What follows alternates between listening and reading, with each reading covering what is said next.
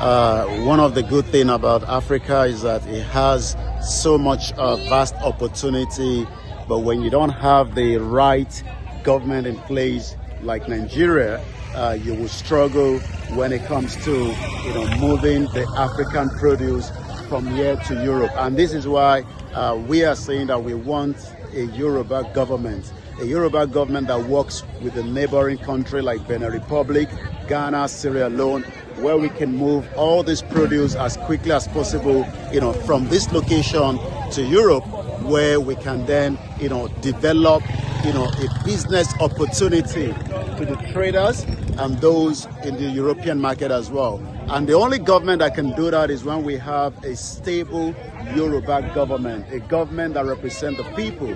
And this is why we are clamoring for the right to Yoruba nation.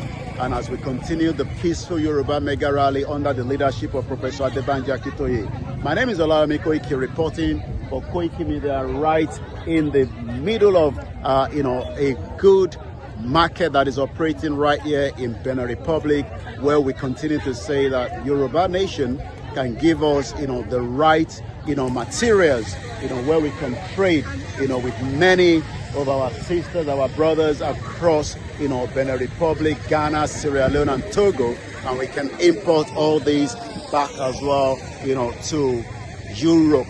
But one thing is, we hope that many Yoruba people will understand that these are their Yoruba brothers and sisters. Mo kí gbogbo ẹ̀yin ọmọ Yorùbá níbi tí ẹ bá ti ń láǹfààní àti rí wa, ìta ṣe ń sọ pé ó dáa kí ilẹ̀ Yorùbá kó ní opportunity láti ṣe pẹ̀lú àwọn brothers and sisters wa. Ẹ rí oríṣiríṣi nǹkan tí a bá ń lò ní Europe, à ń rí ewé, à ń rí irú, a rí ọ̀gẹ̀dẹ̀, àti rí ata, a rí gbogbo nǹkan tí ẹnu ń lọ tó ń lọ sẹ́nu. Gbogbo ilé la ṣe sọ pé nígbà tí àwọn Fúlàní bá ń wọnú oko tó ń jọ oko, báwo làwọn olóko ṣe fẹ́ gbé gbogbo nǹkan tó ń tà yìí, báwo ló ṣe fẹ́ gbé dé oko. Ìyẹn la ṣe ń sọ pé ààbò ó ṣe kókó, ó ṣe pàtàkì. Tẹ́bádẹ́gbọ́n tí bàbá wa Olóyè Ìgbòho ń sọ, ó ní security fáwọn àgbẹ̀, àwọn ìyá wa tó ń lọ sóko, àwọn bàbá wa tó ń lọ sóko, kó lè láǹfààní àti lọ sóko, tẹ́rù ò ní bá wọn, tí Fúlàní ò ní bá wọn sùn, tó ní pa wọn sóko. So that nígbà tó bá ṣe gbogbo wàhálà èrè oko yẹn, wàá lè kó wá sínú ọjà, àwọn èèyàn á lè rà á.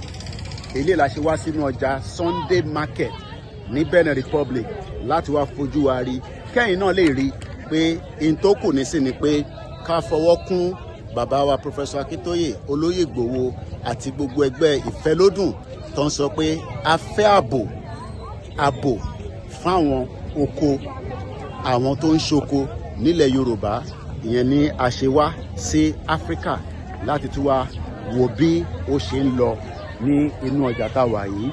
Mo kí gbogbo ọmọ Yorùbá lẹ́ẹ̀kan sí. Orúkọ tèmi ò tí yí padà, Koikimedia, bringing the world closer to your doorstep. Security, security, security fún gbogbo àwọn àgbẹ̀ wa, àwọn ìyá wa, àwọn àǹtí wa tó ń lọ sóko, kó lè láǹfààní àti lọ sóko, kó dẹ̀ lè padà sílé, tẹ́rù ò ní bá wọn, tí Fúlàní ò ní jí wọn gbé, láti ìpínlẹ̀ Kwara, ìpínlẹ̀ Kogi, ìpínlẹ̀ Ọ̀ṣun, Èkìtì, Oǹdó, Ògùn, Ọ̀yọ́, títí dé Lagos State. A dẹ̀ ń fi àsìkò yìí rọ gbogbo àwọn governors wa kó ṣe ààbò tó pé tó yẹ fún àwọn tó jẹ́ àwọn tá à ń pè ní àwọn àgbẹ̀ wa. Àní rí jù bẹ́ẹ̀ lọ.